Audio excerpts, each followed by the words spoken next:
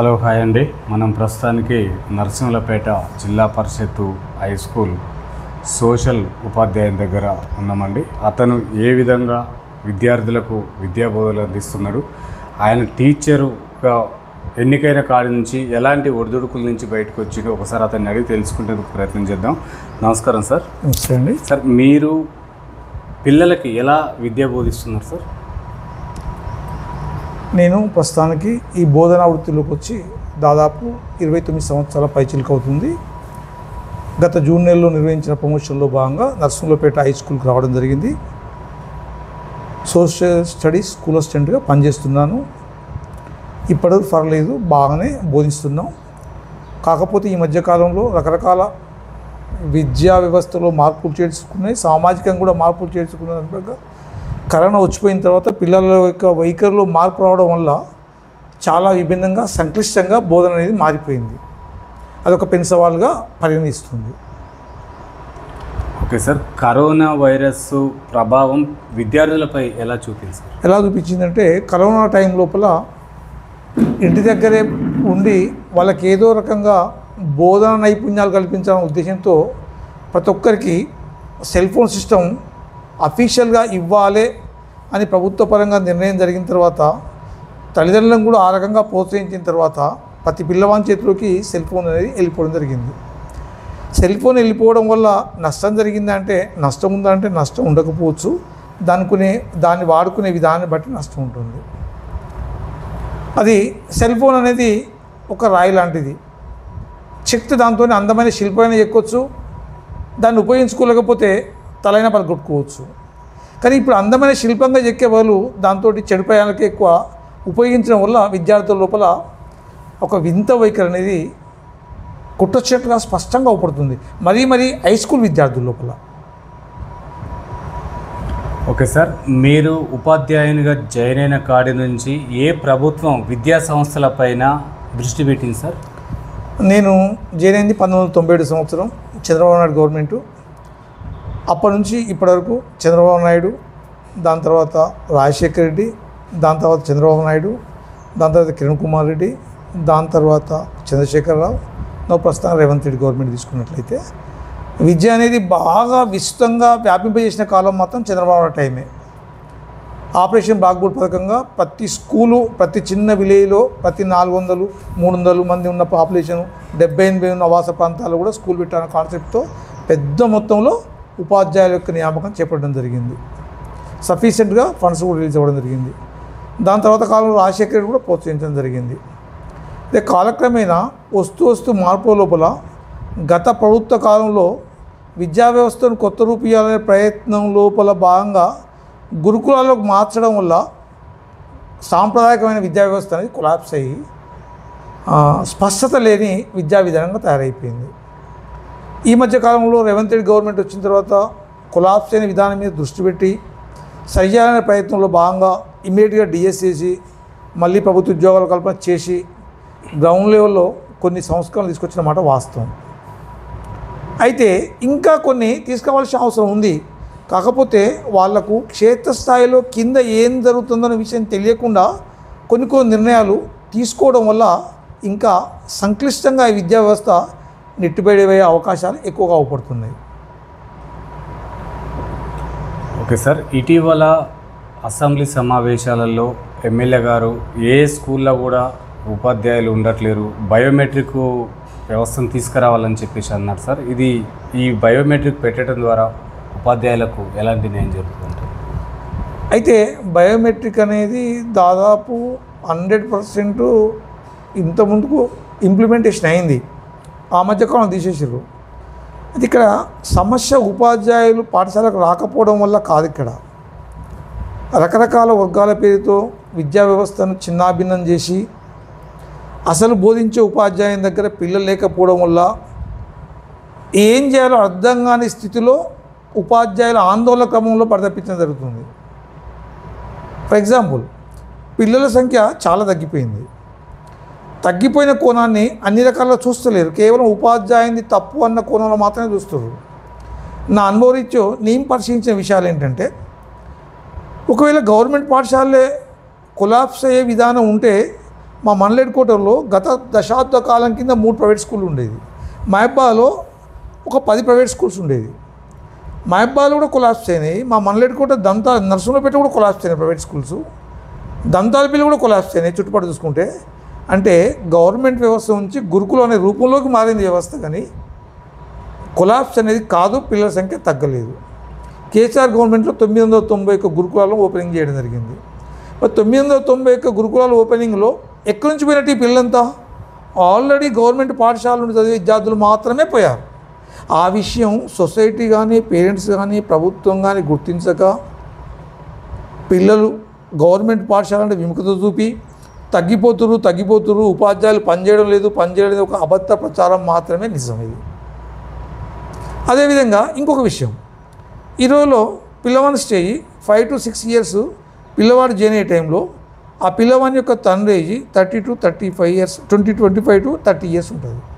25 to 30 years మధ్య పేరెంట్కు ఊళ్ళో ఉండే సాంప్రదాయకమైన పనులు అనేది కొలాప్స్ అవడం మూలాన వాళ్ళంతా సిటీలకు ప్రైవేట్ ఉద్యోగస్తుల పేరుతో కానీ రకరకాల వ్యాపారాలతో పేరుకోవడం కానీ ఈ పిల్లలు అక్కడ పోయి చేరుతారు.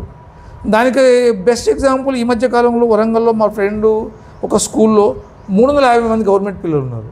అదే పల్లెటూరులో లేదు. దాన్ని బట్టి కూడా అర్థం చేసుకోవచ్చు.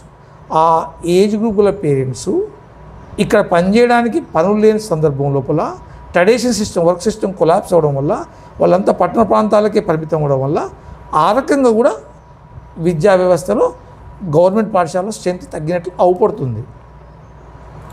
ఓకే సార్, ఇటీవల కూడా మన గౌరవ ముఖ్యమంత్రి గారు ప్రభుత్వ పాఠశాలలో చదివే పిల్లలకు వనమాలు కూడా రావట్లేవు అని చెప్పేసి అనడం జరిగింది. సార్, ఇంత మంచి వ్యవస్థ ఉన్నప్పుడు, మంచి మంచి ఉపాధ్యాయులు ఉన్నప్పుడు ఎక్కడ జాప్యం జరుగుతుంది? పిల్లలకి ఎందుకు సార్ అంత నిర్లక్ష్యం? That is a best question.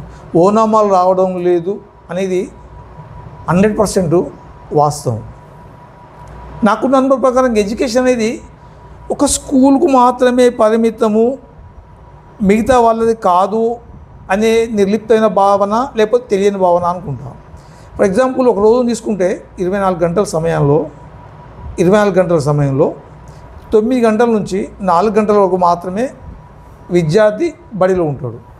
9 నుండి 4 గంటలు అంటే 3+4 7 hours లేదా 8 hours మాత్రమే పాఠశాలలో ఉంటాడు. ఇంకొక 10 hours పిల్లవాడు నిద్రపోతాడు. 18 గంటలు పోతే ఇంకొక 6 గంటలు సమాజం అనే పరిసరాల్లో ఉంటాడు.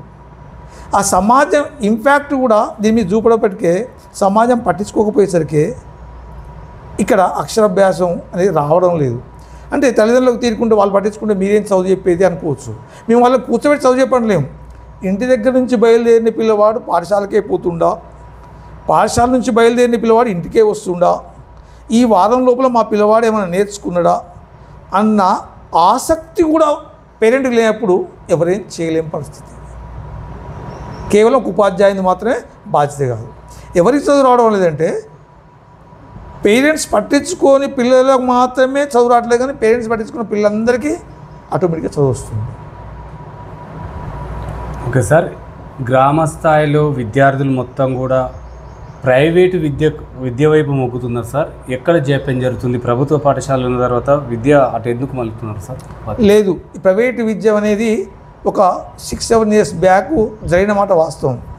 కానీ కేసీఆర్ గవర్నమెంట్ వచ్చిన తర్వాత ఇమ్మడి ముబ్బడిగా గురుకులాలు అనేక వర్గాలుగా పేర్లతో వచ్చిన తర్వాత టోటల్గా ఈ రాష్ట్రం లోపల 2 రకాలు విద్యా విధానం.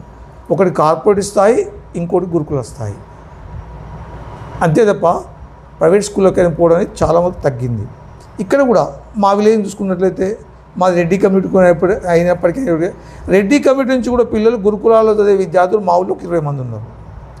అంటే కామన్గా రెడ్డిస్ అని గొప్ప కాదు, ఇక్కడ రెడ్డిస్ అనగానే గొప్ప అనే భావం సొసైటీలో ఉంది కాబట్టి అట్లాంటి పిల్లలు గవర్నమెంట్ పాఠశాలకు పంపించడం ఒక అపవాదం ఉంది కాబట్టి నేను ఆ టాపిక్ చెప్పాల్సి వస్తుంది. దీన్ని బట్టి అర్థం చేసుకోవచ్చు.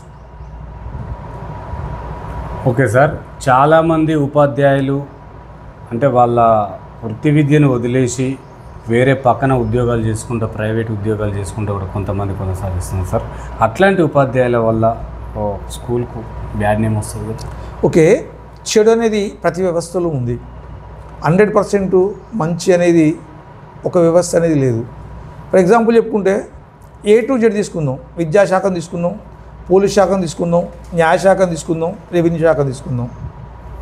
ప్రతి వ్యవస్థలో 10%, 20% లేదా 15% చెడు అనేది ఉంది. అట్లాంటి చెడు విద్యా వ్యవస్థ లోపల కూడా కొంత ఉంది. కానీ 100% మాత్రం విద్యా వ్యవస్థలో చెడు ఏం లేదు అనేది నా అభిప్రాయం. ఓకే సార్, ప్రభుత్వ ఉద్యోగుల పిల్లలు ప్రైవేట్లలో చదువుతున్నారు సార్. వాళ్ళు మొత్తం కూడా ప్రభుత్వ పాఠశాలలో చదివే విధంగా ఎలాంటి తల్లిదండ్రులు ఎలాంటి చైతన్యం తీసుకొస్తే బాగుంటుందంటారు సార్? ఈ మధ్యనే జనరల్గా చర్చ ఏంటంటే, నాకు ఒక పాప, అల్లుడు బ్యాంక్ ఆఫీసర్. మా పిల్లల గురించి మాట్లాడుకునేటప్పుడు మా అల్లుడు స్కేల్ 3 ఆఫీసర్ ఆయన ఒక ఒపీనియన్ చెప్తే నేను పరేషాన్ అయ్యా. ఆయన ఏమంటే ఈ మధ్య కాలంలో ప్రైవేట్ స్కూల్లో చదివే పిల్లలకు ఆటిజం అనే డిసీజ్ పెరిగిపోతుంది. మొహమాటం, గ్రూప్లో కలిసిపోకపోవడం వల్ల జరుగుతుంది. తప్పనిసరిగా గవర్నమెంట్ స్కూళ్ళు రాబోయే 2-3 ఇయర్స్లో ప్రతి ఒక్కరూ గవర్నమెంట్ స్కూల్లో చదవాలనే ఆలోచన పేరెంట్స్ కూడా కలుగుతుంది. ఆ రకంగా గవర్నమెంట్ స్కూల్ బలోపేత అవకాశం ఉంది అని చెప్పొచ్చు.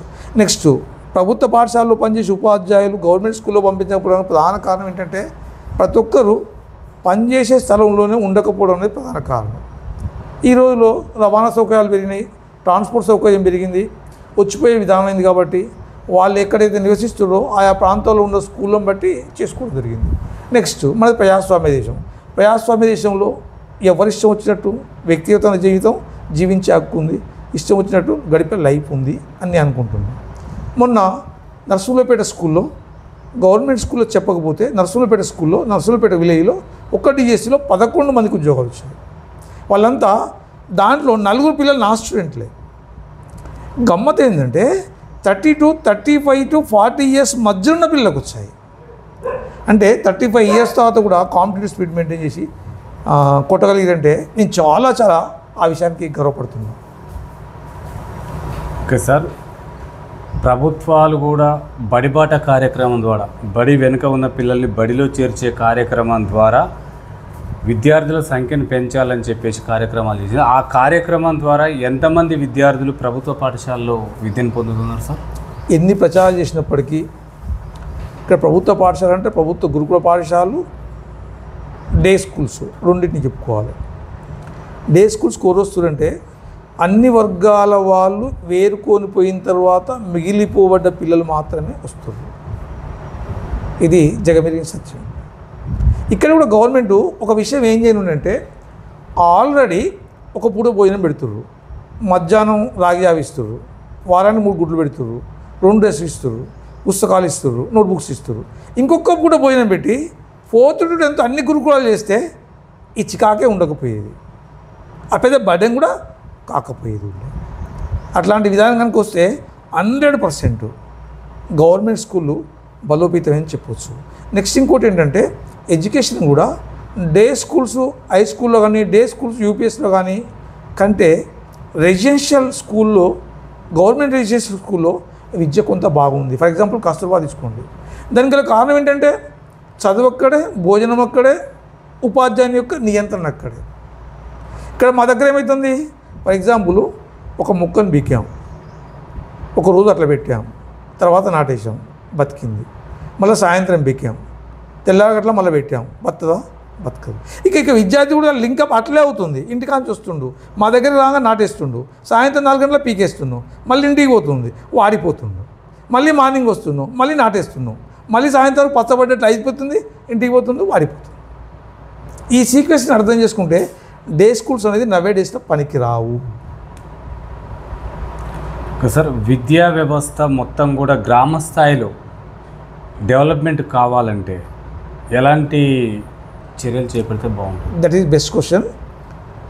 గవర్నమెంట్ కూడా క్షేత్రస్థాయిలో అంటే కింది స్థాయిలో ఏం జరుగుతుందో అనేది సుదీర్ఘంగా ఫీల్డ్ పరిచయం ఉన్న వ్యక్తులు పరిశీలించి వాళ్ళ అనుభవాలు తీసుకొని ప్రతి విలేజ్లో 100 నుంచి 150 మందికి రెసిడెన్స్ కమ్ స్కూల్ అనే అకామిడేషన్స్ ఉన్నాయి.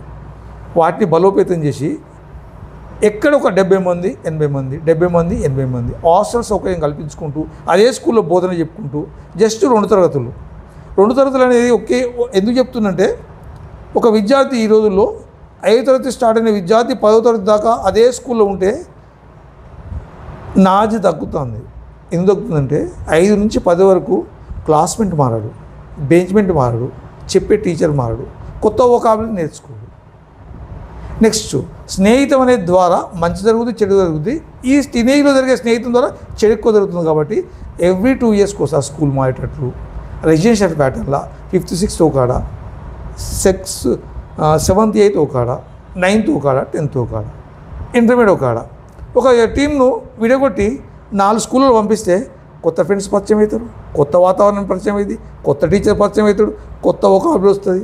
అక్కడ సెట్ అయ్యేసరికి సంవత్సరం గడిచిపోతుంది. చెడు సంవత్సరాలు దూరంగా ఉండే అవకాశం 100% ఉంది అనేది నా అనుభవం ద్వారా చెప్తుంది. ఓకే సార్, ప్రభుత్వ పాఠశాలలకి మౌలిక వసతులు కల్పించకపోవడంతో పాటు కూడా కొంతమంది విద్యార్థులు స్కూళ్ళల్లో చేరతలేదని ఒక ఆలోచన సార్, ఇది ఎంతవరకు? ఓకే రైట్, మీరు అనేది ఇది కూడా మంచి క్వశ్చన్. కాలం అప్డేట్ అయినదిగా ప్రభుత్వాలు కూడా మారుతూ ఉన్నాయి. కానీ క్షేత్రస్థాయిలో ఏం జరుగుతుందో తెలుస్తలేదు. ఫర్ ఎగ్జాంపుల్ మన నర్సులపేట హై స్కూల్ తీసుకుందాం. సక్సెస్ అనే స్కూల్ పేరుతో 800 విద్యార్థులకు కావాల్సిన రూములు నిర్మాణం చేయడం జరిగింది. 800 విద్యార్థులకు కావాల్సిన టాయిలెట్స్ నిర్మాణం చేయడం జరిగింది. సక్సెస్ స్కూల్ పెట్టిన తర్వాత మండలం విడిపోయిన తర్వాత 3 కస్తూర్బా స్కూల్ పడ్డాయి, 2 మోడల్ స్కూల్ పడ్డాయి. ఈ స్ట్రెంత్ అంతా అటు వెళ్ళిపోయిన తర్వాత ఇప్పుడున్న స్ట్రెంత్ 260 మంది. 600కు డిజైన్ చేయబడి కట్టబడ్డ హై స్కూల్లో 8 తరగతులు కొలాప్స్ అవుతున్నాయంటే, తాళేసి పెడుతుందంటే, ఫర్నిచర్స్ కూడా దుమ్బట్టిపోతుందంటే మౌలిక సౌకర్యాల కల్పన లేకనా? కాదు కదా. నెక్స్ట్ టాయిలెట్స్ కూడా అదే రీతిలో ఉన్నాయి, వాడక చెట్టు మురిచిపోతుంది. ఇది పేపర్లు అనొచ్చు అనకపోవచ్చు, వాళ్ళు కూడా పరిశీలించి వాస్తవాలు గ్రహించి చెప్పుకుంటూ పోతే బాగుంటుందని నా యొక్క అభిప్రాయం. కేవలం మరుగుదొడ్లు లేని కారణంగా హై స్కూల్కి రావట్లేము అనే స్టేట్మెంటు సరైనది కాదు.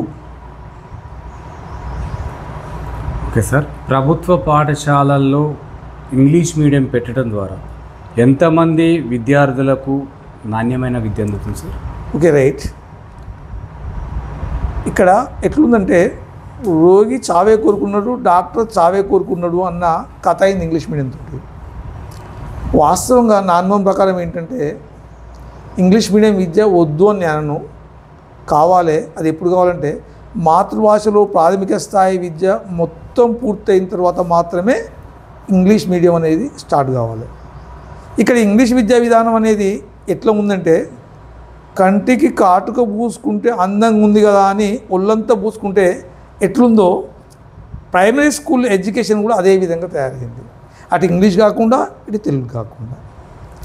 నేను కొత్తగా స్కూల్ అసిస్టెంట్గా సోషల్ స్టడీస్ పోయిన తర్వాత ఫస్ట్ ఎక్స్పీరియన్స్ ఏంటంటే ఏదో టాపిక్ వచ్చినప్పుడు వృద్ధులు అనే మాటకు 10th క్లాస్ పిల్లవానికి అర్థం తెలియలేదంటే నా మనసు చాలా చాలా బాధపడ్డా, ఇబ్బంది పడ్డా. ఏంది పరిస్థితి? గ్రామంలో వృద్ధుల సంఖ్య చాలా ఉంది, వృద్ధులు అంటే పరిస్థితి ఏంది? ఫర్ ఎగ్జాంపుల్ ఇంగ్లీష్ మీడియమే అనుకుందాం, తెలుగు రాకుండా పోతుంది అనుకుందాం. ఓ 10 yearsలో కూడా మొత్తం ఇంగ్లీష్ మీడియం అయిపోతుంది అనుకుందాం. బస్సుకు రాసే బోర్డులు తెలుగు బోర్డులు మార్చేసి ఇంగ్లీష్ రాయకపోతే ఇంటర్మీడియట్ అయిన పిల్లగాడు ఈ బస్ ఎటు పోద్దని ఎవరిని అడగాలి? అందుకనే నేను ఏ భాషకు ఆ భాషే. ఒక ప్రపంచంలో ఇండియాలో మాత్రమే ఇంగ్లీష్ మీద మితిమీరిన వ్యామోహం ఉంది తప్ప ప్రతి దేశంలో ఎవరి భాషను వాళ్ళే ప్రేమించారు.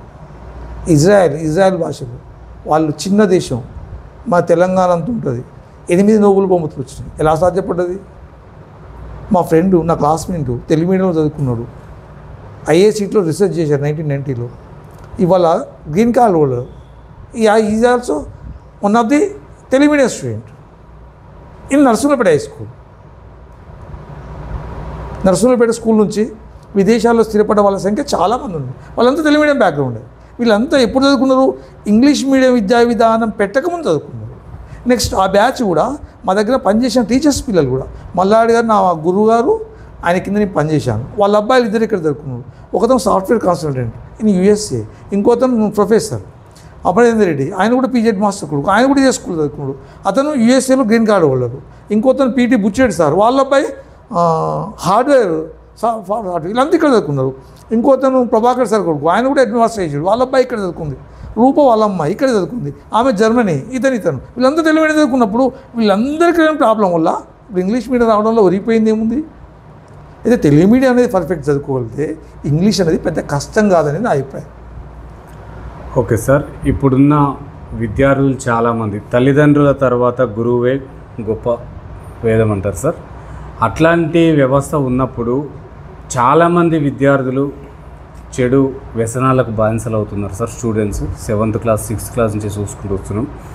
ఈ వ్యవస్థ మారాలంటే ఎట్లా చేయాలి సార్? విద్యార్థులలో ఈ వ్యసనాలకు బానిసలు కాకుండా ఎలాంటి చర్యలు చేపడితే బాగుంటుంది? ఒక ఉపాధ్యాయుడిగా మీరు ఏం చెప్తారు సార్ స్టూడెంట్స్కి? ఫస్ట్ ఐజే పిల్లలు 20 to 30% మాత్రమే చెడు అలవాట్లు కానీ మంచి అలవాట్లు కానీ పాఠశాల నుంచి స్వీకరిస్తారు. 30 to 40% అంటే 20% పాఠశాల నుంచి స్వీకరిస్తే 40% కుటుంబం నుంచి స్వీకరిస్తారు. 40 + 20 60 పోతే మిగతా 40% సమాజం స్వీకరిస్తారు. First parents systematic. పిల్లల ముందు కనీసం భార్యాభర్తలుగా గొడవ పెట్టుకోకూడదు, తాగి కనిపించకూడదు, మద్యం తాగకూడదు, పొగ తాగి కనిపించకూడదు. నెక్స్ట్ ముఖ్యంగా అబద్ధాలు ఆడకూడదు అనే జీవన విధానం పేరెంట్స్ కానీ స్టార్ట్ అయితే పిల్లలు కూడా ఆటోమేటిక్గా మారుతారు. సమాజం అంటే గౌరవం కలుగుతుంది, మంచి అనేది తెలుస్తుంది. మరి ఇక్కడ పేరెంట్సే చెడిపోవడానికి గల ప్రధాన కారణం ఏంటంటే సొసైటీలో వాళ్ళు ఒక భాగం కాబట్టి సొసైటీలో ప్రేరేపించే ప్రాపంచిక వ్యామోహాలు భౌతిక ప్రపంచం తప్పించుకోలేక వాళ్ళు కూడా ఇబ్బంది పడుతుంది. సార్, మీ ఉద్యోగ రీత్యా మీరు సాటిస్ఫాక్షన్ అయిన రోజులు ఏంటి సార్? నేను ఉద్యోగరీత్యా సాటిస్ఫాక్షన్ అయిన రోజులు నర్సులపేట హై స్కూల్ రాకముందు 13 సంవత్సరాల కాలం గుణరాజపల్లి స్కూల్లో యూపీఎస్లో పనిచేశాను. అంతకుముందు నర్సులపేట ప్రైమరీ స్కూల్లో 9 సంవత్సరాలు పనిచేశాను. అంతకుముందు అదే 5 సంవత్సరాలు ఇప్పుడు పనిచేసే స్కూల్లో పనిచేశాను. నేను గుణరాజపల్లి కాడ ఉన్నప్పుడే సంతృప్తికరంగా ఉన్నాను. ఎందుకంటే చిన్నపిల్లలు నార్మల్ లాంటి వాళ్ళు ఎట్లా మలిస్తే అంటే ఎట్లా నాటేస్తే అట్లా క్రాప్ తీసుకోవాల్సిన పరిస్థితి. నేను చాలా ప్రౌడ్గా ఫీల్ అవుతున్నా, ఆనందంగా కూడా ఫీల్ అవుతున్నా. ఈ పెద్ద పిల్లలు వచ్చేసరికి వాళ్ళ సైకాలజీ డిఫరెంట్ అయ్యి బండ్లు వేసుకొని సెల్ ఫోన్ మెయింటైన్ చేసి రకరకాల వ్యసనాలకు బానిసవి, డ్రగ్స్, గంజాయి, తాగుడు ఇట్లాంటి వాటికి బానిస రావడం వల్ల ఎవరు కంట్రోల్ చేయాలి? పోలీస్ డిపార్ట్మెంటా, ఎడ్యుకేషన్ డిపార్ట్మెంటా, పేరెంట్సా, సొసైటీ అనేది ఒక ప్రశ్నార్థకంగా మిగిలిపోయినప్పుడు ఆ బాధ్యతను తీసుకునే వ్యవస్థ వస్తేనే సెట్ అయింది. ఇప్పుడు నేను ఇంతకుముందు చెప్పిన అదే టాపిక్, గుంపులుగా ఉన్న విద్యార్థుల యొక్క బృందాన్ని ప్రతి 2 సంవత్సరాలకు విడగొట్టడం వల్ల ఒక 60% సరి చేయొచ్చు అని అనుకుంటున్నాను.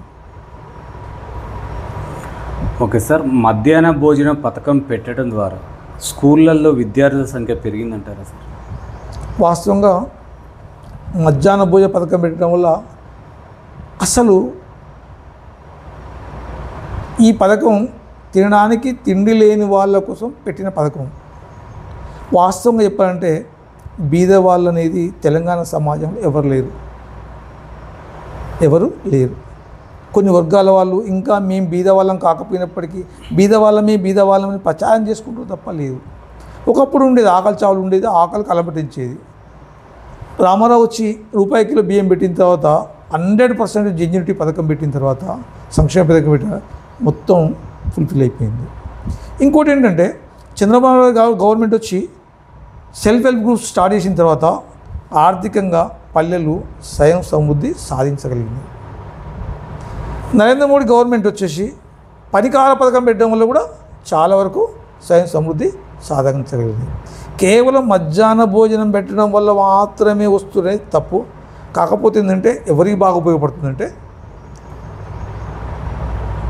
భార్యాభర్తలు పంచాయి పెట్టుకొని విడివిడిగా ఉండి అమ్మమ్మ తాత ఇంటి దగ్గర ఉన్న పిల్లలకు, భర్త తాగుపోతాయి భార్యను కొట్టి సరిగా ఇంట్లో లేని వాళ్లకు, లేకపోతే పని పేరుతో హైదరాబాదు, సూరత్ నగరాల్లో స్థిరపడి వదిలిపెట్టిన పిల్లలకు బాగా ఉపయోగపడుతుంది అని చెప్పచ్చు.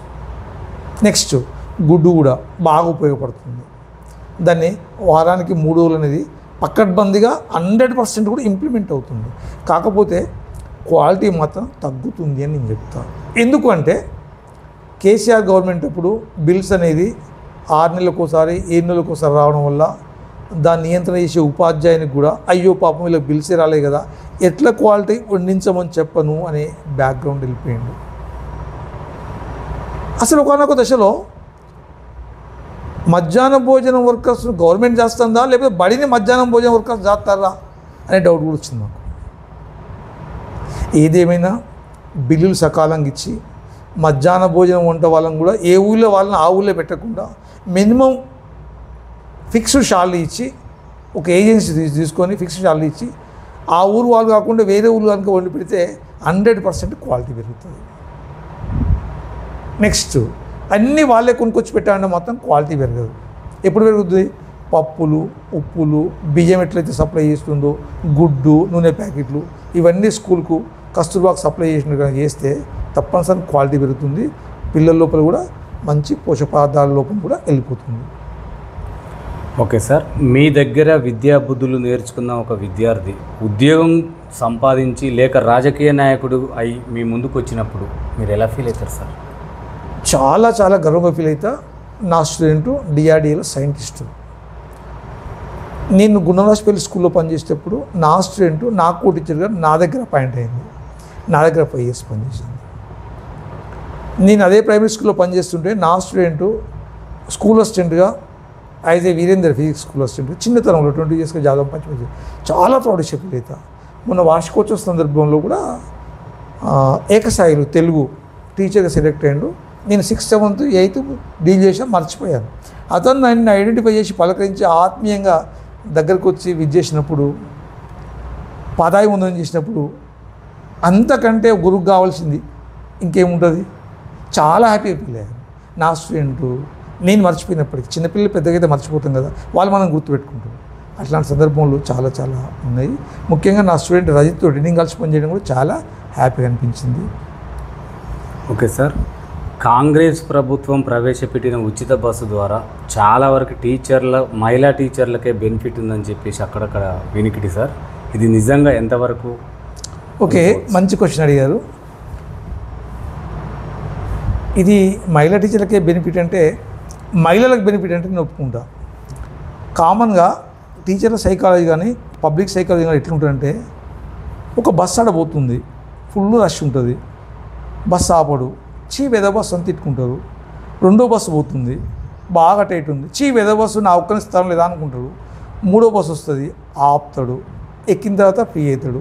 కొంచెం పోయినాక మళ్ళీ నెక్స్ట్ ఆపితే వెద బస్సు ఎప్పటికీ ఆగుతుంది అనుకుంటుంది. అవకాశం ఉన్నప్పుడు ఎవరైనా ఉపయోగించుకుంటారు కదా. మహిళా టీచర్లు ఏంది, మహిళా కానిస్టేబుల్ కూడా ఉపయోగించుకుంటారు కదా, మహిళా రెవెన్యూ ఆఫీసర్ పనిచేసిన కూడా ఉపయోగించుకుంటారు కదా. ఇది వాస్తవం. అవును, కార్లో పోతున్నావు, మీ మంత్లీ ఒక 4-5,000 అవుతున్నాయి, దాన్ని తగ్గించుకుంటే తప్పేంటి? తగ్గించుకొని పొదుపు చేస్తారు కదా. పొదుపు చేసిన బ్లాక్ మనీ కాదు కదా. వాళ్ళు ఏ తీర్థయాత్రలకు ఏ ప్రదేశాలు చూస్తానికి ఖర్చు పెట్టినప్పుడు పబ్లిక్లో మళ్ళీ సొమ్ము రొటేషన్ అవుతుంది కదా. ఓకే సార్, మీరు ఒక ఉపాధ్యాయుడిగా ఉండి కూడా ప్రజాసేవ చేస్తున్నారని తెలిసింది సార్. అది మీకు ఎలా సాధ్యమవుతుంది? ప్రజాసేవ అంటే పెద్ద మొత్తంలో చేయలేకపోయినప్పటికీ నేను చాలా చాలా సమస్యల్లో 52 years వరకు గడిపాను. మా అమ్మాయి పెళ్ళి అయిపోయింది, ఒక్కతే పాప, మా అల్లుడు బ్యాంక్ ఆఫీసరు, 2 మనవరాళ్ళు. వాళ్ళు అయిన తర్వాత నాకు అనిపించింది ఆనందం అనేది డబ్బులో లేదు, వ్యాపారం లేదు, మనుషులతో వాళ్ళకున్న మనస్తత్వాలతో కలిసిపోవడం ద్వారా ఉంది. పెద్ద గొప్ప చేయాల్సిన అవసరం లేదు, చాతనైనంత చేయడం, ఏం ఆశించకుండా చేయడం అనేది నాకు కొన్నిసార్లు చాలా బాగా అనిపించింది. ఆ బాగా అనిపించే క్రమం లోపల చిన్న హెల్ప్లు, చిన్న సామాజిక కార్యక్రమాలు చేసుకుంటూ పోతున్నాం. మా ఊళ్ళో మా బావగారు గుడి కట్టించారు, ఆయన 15 లక్షలు పెట్టి. మేమేం చేసామంటే తనిఖీల బరిని ఒక మాట అంటాడు, అన్ని ఊళ్ళల్లో గుళ్ళు ఉన్నాయి కానీ అయ్యగారు లేకపోవడం వల్ల ఇబ్బంది అవుతుందంటే కులాలతో సంబంధం లేదు, ఎవ్వరు పూజ చేసినా పర్లేదు, 5,000 నెలసరికి ఇవ్వాలని ఉద్దేశంతో మేమంతా కాంట్రిబ్యూషన్ వేసుకొని నేను ఒక 50,000 ఇచ్చి మా సర్కిల్లో 50,000 చేసి ఒక 5 లక్షలు ఫిక్స్ చేసి ₹2 ఇంట్రెస్ట్ మీద తిప్పుకుంటూ దాని మీద ఇంట్రెస్ట్ వచ్చే దాంతో ఒక అయ్యగారును అంటే మా గుడి స్వార్థం కోసం ఆయన కుటుంబాన్ని సాధిస్తున్నాం. లైఫ్ లాంగ్ కంటిన్యూషన్ చేయాలి, ఇట్లాంటి కార్యక్రమాలు చేస్తున్నాము. అదేవిధంగా కాంపేలో ఒక స్కూల్లో మా మిస్సెస్ చదువుకున్న స్కూల్లో ఒక రాధాకృష్ణమూర్తి విగ్రహాన్ని 30,000 పెట్టి డొనేట్ చేయడం జరిగింది. మా పక్కన ఓ తండలో గుడి కడుతుంటే వాళ్ళు అడిగారు, ఓ మైక్ గుడి ఏమని అడిగారు. మైక్ గారు బాబు ఏం గుడి అంటే ఎల్లమ్మ అంటే సెంటిమెంట్ ఉంది మాకు కూడా ఆ దేవత మీద. సో ఆ కాన్సెప్ట్ కూడా నాకు నచ్చింది, ఓ విగ్రహం కొనియడం జరిగింది. ఇక మా మదర్ చనిపోయిన తర్వాత మా మదర్ పేరు మీద సెకండ్ ప్రైజ్ టోర్నమెంట్ ఇవ్వడం జరిగింది. ఇక వీలుంటే నడి సెంటర్లో కనుక జాగా దొరికితే ఈ కాంగ్రెస్ గవర్నమెంట్లో స్థలం కొని గవర్నమెంట్ కట్టించే బిల్డింగ్ను హాస్పిటల్ కట్టాలనేది మా అమ్మ పేరు మీద బాగా కోరిక ఉంది. ఇక రాజకీయాలు అంటే నాకు పెద్ద ఇంట్రెస్ట్ లేకపోయినప్పటికీ మా మేడంకి ఇంట్రెస్ట్, మా మేడంకి మాత్రం ఇంట్రెస్ట్. వీలుంటే మా మేడం యొక్క కోరిక ఏంటంటే ఏదైనా ఒక మండల స్థాయి హోదా ఉన్న దానికి అవకాశం కనిపిస్తే పోటీ చేద్దామని ఆమె ఆలోచన, ఆమె అనుమతిని నన్ను కోరితే ఈ రోజుల్లో అన్ని రంగాల్లో లేడీస్ అనేది వాళ్ళు ఉన్నారు, ఇబ్బంది ఏం లేదు, నీకు ఇంట్రెస్ట్ ఉంటే వెళ్ళమని కూడా నేను ప్రోత్సహించడం జరిగింది. ఓకే సార్, ఒక పాఠశాలలో విద్యార్థులకు కావాల్సిన వసతులు ఏమేమి ఉండాలి సార్? పాఠశాలకు కావాల్సిన సువిశాలమైన విశాలమైన గ్రౌండు, నెక్స్ట్ చెట్లు, మంచి కలర్స్ బిల్డింగు, బెంచీలు. ఇప్పుడు ఉన్న స్ట్రెంత్కు దాదాపు 60 to 70% పాఠశాలలో అన్ని రకాల వసతులు ఉన్నాయి. లేనిది ఏంటంటే ఆ పాఠశాల ఆవరణ తగ్గట్టు పిల్లలు లేకపోవడమే. ఇక దానికి ముందే చెప్పి అనేక కారణాలని రూపం మారింది ఎడ్యుకేషన్ సిస్టమ్. మొన్న మా దానికి యూటీఎఫ్ నుంచి ఒక పాంప్లెట్ పట్టుకొచ్చారు, మా స్కూళ్ళని కొలాప్స్ అవుతాయి. నేను అలా క్వశ్చన్ రైజ్ చేశాను, ఎన్ని స్కూల్ కొలాప్స్ అవుతున్నాయి అంటే 1031 స్కూళ్ళు 0 స్ట్రెంత్ ఉన్నాయి అని చెప్పారు. ఎన్ని ఓపెన్ అయినా కదా 931 స్ట్రెంత్ అని చెప్పారు. 931 స్కూళ్ళ సంఖ్య చెప్పావు కానీ 931 పాఠశాలలో జాయిన్ అయిన విద్యార్థుల సంఖ్య చెప్పు, ఈ స్కూల్లో కొలాప్స్ అయిన విద్యార్థుల సంఖ్య చెప్పు అని అడిగాను. అట్లీస్ట్ నా అంచనా ప్రకారంగా గడిచిన 5 సంవత్సరాలకు ఇప్పటికి లెక్కలు తీసుకున్నట్లయితే గవర్నమెంట్ రంగంలో చదువుకునే విద్యార్థుల సంఖ్య పెరిగింది. అది గురుకులాల డే స్కాలర్స్ అని నేను చెప్పాను, కస్తూర్బాలు, మోడల్ స్కూల్స్, గురుకులాలు, అన్ని రకాల గురుకుల్స్. 20 to 30% ప్రైవేట్ స్కూల్స్ కూడా కొలాప్స్ అయింది. దాన్ని మీరు ఎక్కడ ఏం మాట్లాడినప్పటికీ కూడా ఈ విషయాన్ని మాత్రం ప్రముఖంగా మీరు చర్చకు తీసుకురావాలనేది నేను కోరుతున్నా. ఎందుకంటే వాస్తవాలని తెలిస్తే దుష్ప్రచారం తగ్గుద్దే, కొంత టీచర్స్ కూడా అవమానం తగ్గి వాస్తవంగా కొంచెం ముందంజలో పనిచేయడానికి కూడా ఇంట్రెస్ట్ చూపుతున్నది నా అభిప్రాయం. ఓకే సార్, కొన్ని చోట్ల కొంతమంది ఉపాధ్యాయులు మద్యం సేవించి స్కూళ్ళలోకి రావడం, కొన్ని అవాంఛనీయ సంఘటనలకు పాల్పడటం జరుగుతుంది సార్. అవి చూస్తూ నేను అక్కడో ఇక్కడో పేపర్లలో, అవి జరగకుండా ఒక ఉపాధ్యాయుడు తీసుకోవాల్సిన జాగ్రత్తలు ఏంటి సార్? అయితే నేను అనేది వాస్తవం, నేను ఇంతవరకు చెప్పాను, ప్రతి డిపార్ట్మెంట్లో 10 or 15% ఉంటుర్రు. ఈ మత్తు అనేది వ్యసనం అనేది అందరిని ఆకర్షిస్తుంది. వాస్తవంగా చెప్పాలంటే చదువుకున్న వాళ్ళు ఎంత ఆకర్షించినప్పటికీ దానికి లోపడకుండా ఉండాలి. అందరూ మానసికంగా బలవంతులు ఉండరు, ఆ బలహీన వల్ల జరుగుతుంది.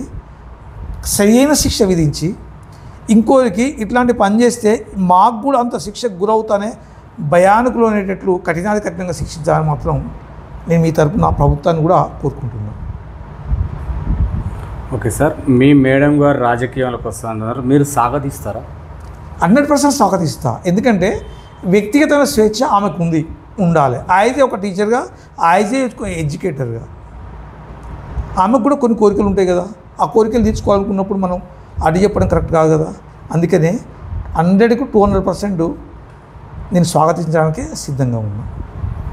ఓకే సార్, మీరు విద్యార్థుల తల్లిదండ్రులకి ఏం చెప్పదలుచుకున్నారు సార్? ఒకటే, విద్యార్థుల తల్లులకు, విద్యార్థులు నా దృష్టిలో చదువు కంటే క్రమశిక్షణ ముఖ్యం. క్రమశిక్షణ అనే ఒక కత్తి ఉంటే దానికి పదును లేకపోతే ఎంత మొండి ఉంటుందో, ఎంత పెద్ద సర్టిఫికేట్ చదువుకున్నప్పటికీ, ఎంత విజ్ఞానం ఉన్నప్పటికీ దాని విచక్షణ అనే క్రమశిక్షణ లేకపోతే పనికిరాని మొండి కత్తి లాంటిది అనేది నా ఉద్దేశం. ఈ క్రమశిక్షణ అనేది తల్లిదండ్రుల ప్రవర్తన ద్వారా వాళ్ళని చూసే ఎక్కువ నేర్చుకోవాలి. 100% వాళ్ళు ఈ మధ్య కాలంలో తల్లిదండ్రుల ద్వారా ఎలా పెరిగిందంటే, పిల్లలను కన్నాం, బడికి వదిలేసాం, వాళ్ళ కోసమే కదా కష్టపడేది అనే కాన్సెప్ట్లో వెళ్ళిపోతున్నారు. అది తప్పు. కష్టపడు కాదంటలేను, కానీ అదే టైం లోపల పిల్లలు చెడిపోకుండా అనుక్షణం 19 నుంచి 20 సంవత్సరాలు వచ్చేంత వరకు గమనంలో ఉండే బరువు బాధ్యతలను కూడా తెలపాలనేది నేను కోరుకుంటున్నాను. ఓకే సార్, ఒత్తిడి లేని జాబు సఫిషియెంట్గా ఉండే జాబ్ అంటారు సార్ టీచర్ పోస్ట్ అంటే, అది నిజంగా వాస్తవం అంటారు? అయితే ఒత్తిడి అనేది ఎవరికి వాళ్ళు నిర్వహించుకునే పదం. పని వల్ల ఒత్తిడి అవుతుందంటే ఇంట్రెస్ట్ లేక పని చేస్తే ఒత్తిడి అవుతుంది. ఫస్ట్ ఒక పని కోసం నియమించబడిన తర్వాత ఇంట్రెస్ట్ అనేది కలిగించుకోవాలి.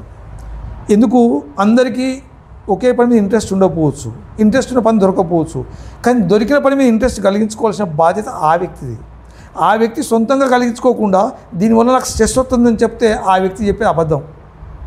ఫర్ ఎగ్జాంపుల్, నాకు పోలీస్ డిపార్ట్మెంట్ పోవాలని ఉంది, నాకు రాలేదు, యథాచుకంగా దీంట్లోకి వచ్చినప్పుడు దాని పట్ల ఆసక్తిని కలిగించుకోకుండా దీనివల్ల నాకు బర్డెన్ అవుతుందంటే నీకు ఇష్టం లేకపోతే దిగిపో, ఇంకా 100 మంది నిరుద్యోగులు అడిగి చేయడానికి. అది ఆ స్ట్రెస్ అనేది అతని వ్యక్తిగత కారణాల వల్ల సృష్టించుకొని ఆ పని చేయడంలో వస్తుందనేది తప్పు.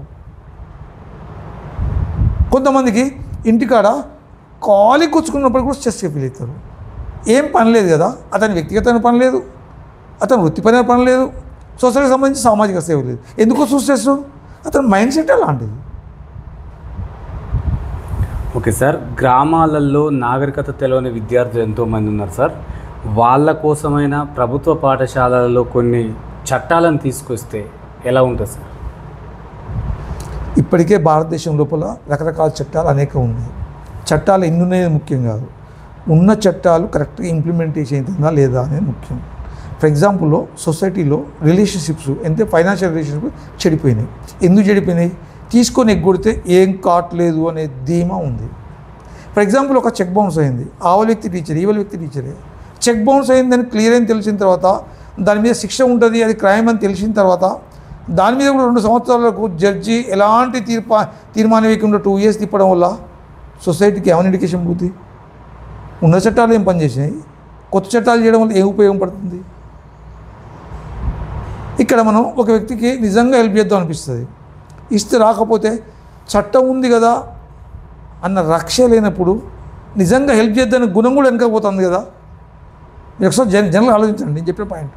అందుకనే చట్టాలు ఎన్ని ఉన్నాయి ముఖ్యం కాదు, ఉన్న చట్టాలు ఎన్ని ఇంప్లిమెంట్ చేసాం ముఖ్యం. ఎంతమంది సూపర్వైజర్ ఉన్నది కాదు, ఉన్న సూపర్వైజర్ ఎంత పకడ్బందీగా చూసుకోగలిగినది ముఖ్యం గ్రౌండ్ స్థాయిలో. ఓకే సార్, మీరు ఉపాధ్యాయ వృత్తిని ఎన్నుకోవడానికి గల కారణాలు ఏంటి సార్? వాస్తవంగా ఉపాధ్యాయ వృత్తి అనేది మా కాలంలో మొదటి చదువుకున్న గ్రాడ్యుయేట్స్ మేము. మాకు ఇలా పోతే బాగుంటుంది, ఇలా పోతే బాగుంటుంది అనేది ఎవరు చెప్పలేదు. యథార్థికంగా ఉపాధ్యాయ వృత్తికి రావడం జరిగింది. ఫస్ట్ పోలీస్ డిపార్ట్మెంట్ పోదామని అనుకున్నాం, 1-2 మార్కులు మిస్ అయింది. మిస్ అవ్వడం వల్ల ఇక్కడ 32 yearsకు మాది వ్యవసాయ కుటుంబం, 32 సంవత్సరాలకు ఉద్యోగం వచ్చింది. ప్రైవేట్ సెక్టార్లో అప్పుడు ఆపర్చునిటీస్ ఏం లేవు, కానీ వచ్చిన తర్వాత మాత్రం ఖచ్చితంగా ఒకటే అనుకున్నాం, పెద్ద బలనే పనిచేయాలి, పెద్ద సంఖ్య ఉన్న విద్యార్థుల దగ్గరనే చేరాలి. కావాలని ఆ రోజు జెడ్పీటీసీ ఉన్న మా మేఘ సత్యనారాయణ ప్రోద్బలంతో, నాకు చదువు చెప్పిన గురువుల సహకారంతో, సూచనలతోటి, హై స్కూల్లో ఎగ్జిట్గా పనిచేయచ్చు ఉందన్న అవకాశంతో ప్రత్యేకించి జెడ్బీ పోయి చిన్నపాటి సూచన చేసి వాళ్ళని రిక్వెస్ట్ చేసుకొని ఫస్ట్ అపాయింట్మెంట్ని హై స్కూల్ తీసుకోవడం జరిగింది. ఆ రకంగా నాకు చదువు చెప్పిన గురువుల దగ్గర పనిచేసే భాగ్యం కలిగింది. వాళ్ళ ఎమ్మటి కూర్చున్నప్పుడు వాళ్ళ మంచి, వాళ్ళ క్రమశిక్షణ నాకు అంటింది, వాళ్ళ వాల్యూస్ నాకు అంటడం వల్ల మళ్ళీ కూడా ఎక్కడ సింగిల్ టీచర్ చేయకూడదు అంటే సింగిల్ టీచర్ చేయడం అనేది తప్పని నేను అంటలేను. నా మైండ్ సెట్ కాదు. ఇప్పుడు నేను చెప్పలే, స్ట్రెస్ అయింది నేను సింగిల్ కూర్చుంటే. నేను ఎప్పుడు గుంపులో పని చేయడం, ఎక్కువ మంది ఉన్న పిఏ స్కూల్కి పిఆర్టీ చేయడం జరిగింది. ఆ రకంగా ఇష్టాన్ని కూడా ఏర్పాటు చేసుకున్నది. కాకపోతే ఈ మధ్య కాలంలో బ్లైండెడ్గా 3 years పెంచడం మాత్రం తప్పు. ఎంతోమంది నిరుద్యోగులు అవకాశాలు కోల్పోయారు. నేను వాస్తవంగా లాస్ట్ ఆగస్టులో రిటైర్మెంట్ కావాలి. ఎవరు పెంచమని అడిగారు? వాస్తవంగా నాకు శరీరం సైడ్ కూడా సహకరించదు. బలవంతంగా చేయవలసి వచ్చినప్పుడు తప్పులు జరుగుతాయి. ఎమోషన్ ఇన్బ్యాలెన్సింగ్ కోల్పోతాం.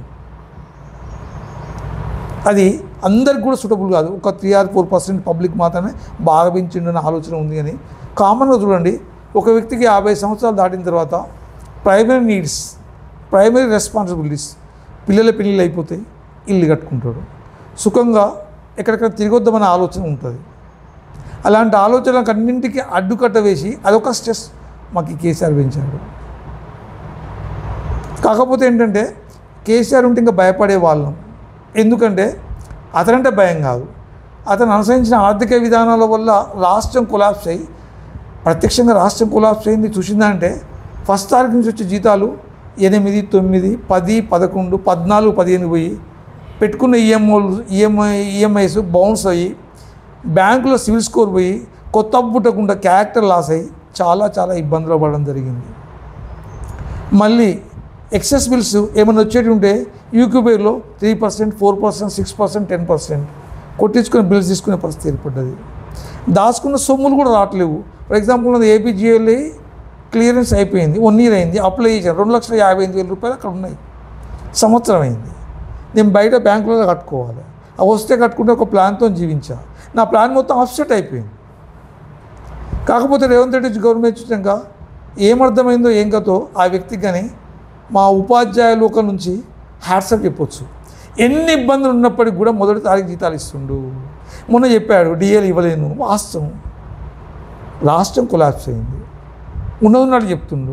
నా దగ్గర లేదు బడ్జెట్, ఏం చేయను, కోరికలు కోరుకోకండి, ఉన్నదంతా చదువుకోండి, నా దగ్గర బడ్జెట్ వచ్చినప్పుడు ఇస్తా అని చెప్తుండు. హ్యాపీ కదా. ఫస్ట్ 14 నుంచి ఫస్ట్ తారీఖు జీతం రావడం హ్యాపీ. కేసీఆర్ గవర్నమెంట్ ఉన్నప్పుడు ఏం చేసాడంటే ఒకే డిస్టిక్లో కూడా 2 ట్రెజరీలు ఉంటే ఒక ట్రెజరీకి జీతాలు ఇచ్చి ఇంకో ట్రెజరీకి జీతాలు ఇవ్వకుండా మాకు కన్ఫ్యూజ్ అయిన రోజులు కూడా ఉన్నాయి. అది మేమైతే ఇప్పటివరకైతే సంతృప్తే. ఇప్పుడు జీతాలు 14, 15 తారీఖు వస్తే ఇబ్బంది పడటం ఫస్ట్ తారీఖు అని వస్తున్నాయని కాన్ఫిడెన్స్ ఏర్పడ్డది. కాకపోతే రిటైర్మెంట్ బెనిఫిట్స్ ఆగినాయి, 1 సంవత్సరం ఆగమని చెప్పాడు. బహుశా నేను రిటైర్ అయినాటికి ఇంకో 2 years ఉంది కాబట్టి అప్పటి వరకు రాష్ట్ర పరిస్థితి కొంచెం సెట్ అయితే నా పైసలు నాకే వస్తాయనేది నమ్మకం మాత్రం నాకుంది. నేను బ్యాంకులో మాత్రం 65 లక్షల దాకా లోన్ ఉంది నా ఇంటి పేరు మీద. అవి వస్తే నేను కట్టుకుంటే ఇప్పటికి నాకు ఒక 55,000 ఈఎంఐ కట్ అవుతుంది. ఆ పెన్షన్ అంత రాదు కాబట్టి తప్పనిసరి ఆ డబ్బులు వస్తే నా బ్యాంక్ లోన్ తెచ్చేసుకొని ఈఎంఐ తగ్గించుకొని నా పెన్షన్తో నేను హ్యాపీగా జీవిస్తానని అయితే కాన్ఫిడెన్స్ ఉంది. ఓకే సార్, చివరిగా స్కూల్లో టీచర్గా, ఊర్లో ఇంట్లో ఓ రైతుగా ఎలా ఉంది సార్ మీకు జీవితం? నేను హ్యాపీయే. ఎందుకంటే భౌతిక ప్రపంచం పట్ల మా నాన్నగారు నేర్పిన క్రమశిక్షణలో వ్యామోహం లేదు. పెద్ద పెద్ద కార్లు దూరాలి, పెద్ద పెద్ద స్కూటర్లు కొనుక్కోవాలి, గోల్డ్ కొనుక్కోవాలి, ఇట్లాంటి వ్యాపకాలు లేవు. హ్యాపీ ఎందుకంటే ఉన్నది ఉన్నట్లు అప్డేట్గా ఆలోచించగలుగుతున్నా కాబట్టి హ్యాపీగా ఉన్నాం. మనం ఇక్కడ కూర్చున్నాం, ఎక్కడో ఉంటుంది అమ్మాయి, ఇంటి ముందు మాట్లాడేటప్పుడు ఆ అమ్మాయి దగ్గరలో మన అమ్మాయిని చూసుకోవాలి, కానీ ఆ అమ్మాయికి మన అమ్మాయి ముచ్చట చెప్పినప్పుడు ఆ అమ్మాయి బోర్ ఫీల్ అవుతుంది, మనం బోర్ ఫీల్ అవుతాం. మనకు దగ్గరలో ఎవరుంటే వాళ్ళే బంధువులు, వాళ్ళే స్నేహితులు. సాధ్యమైనంతవరకు మంచి చేయాలి, చేయకపోయినా చెడైతే చేయకూడదు అనే కాన్సెప్ట్తో మొదటి నుంచి బతికిన వ్యక్తిని నేను. ఆ రకంగా సరే మీరందరూ ఎంతవరకు గమనించారో ఓ మినిమం రిగార్డ్ అయితే నాకు ఉందని అనుకుంటున్నా విలేజ్లో. Okay sir, last and final విద్యార్థుల తల్లిదండ్రులకు కానీ మీ గ్రామ ప్రజలకు కానీ అంటే అన్నిటిని ఉద్దేశించి ఒక మంచి సందేహం ఇవ్వండి. ఒకటే నేను చెప్పేది, యూత్కైనా, పిల్లలకైనా, పేరెంట్స్కైనా బాగా డ్రగ్స్కు బానిసలు అవుతున్నారు, అట్లాంటి వ్యసనాలకు పాల్పడకుండా. ఇక్కడ చెడిపోవడానికి ఆస్కారంగా ఉండే సమస్యలు అనేక ఉన్నాయి. యూత్ని కోరుకునేది ఏంటంటే చెడిపోవడానికి, లేకపోతే స్వార్థ ప్రయోజనాలకు మిమ్మల్ని ఉద్రేకపరిచే సంఘటనలు కానీ, ఉద్రేకం చెందేటట్లు వ్యవహరించడం కానీ కొంతమంది వ్యక్తుల బృందాలు కానీ పాల్పడతాయి. అట్లాంటి వాళ్ళ నుంచి ఏది మంచి ఏది చెడు, ఎంతవరకు పోవాలి ఎంతవరకు పోకూడదు అనేది ప్రతి వ్యక్తి ఎవరికి వాళ్ళే డిసైడ్ చేసుకోవాలి. ఈ సమాజంలో ఉండబడే వ్యక్తులందరూ తమ స్వార్థ ప్రయాణాల కోసం ఎవరినో ఒకరిని వాడుకోవడానికే ప్రయత్నం చేస్తారు. ఫస్ట్ ఏ వ్యక్తి అయినా గమనించేది ఏంటంటే మిమ్మల్ని మీరు వాడుకోకపోతే ఇంకొకరు మిమ్మల్ని వాడుకుంటారు అనేది నా సందేశం. మిమ్మల్ని మీరు ఎలా ఉపయోగించుకోవాలనేది మీకు మీసే డిసైడ్ చేసుకోవాలి. పుట్టుకతో అందరికీ సమర్థత ఉంది, సమర్థత లేదు అనుకోవద్దు. పుట్టుకతో బీద వాళ్ళ పడితే పుట్టొచ్చు, బీద వాళ్ళగా పుట్టడం నేరం కాదు, కానీ బీద వాళ్ళగా చనిపోవడం మాత్రం నేరం. సమాజంలో డబ్బు మేము యూత్గా ఉన్నప్పుడు లేదు.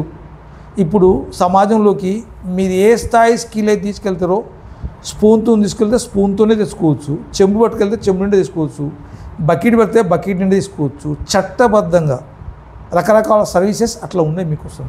ఉద్యోగం చేయడం కంటే సెల్ఫ్ ఎంప్లాయ్మెంట్గా క్రియేట్ చేసుకొని జీవించడం అనేది ఆనందంగా ఉంటుంది, అద్భుతంగా కూడా ఉంటుంది అని చెప్పచ్చు.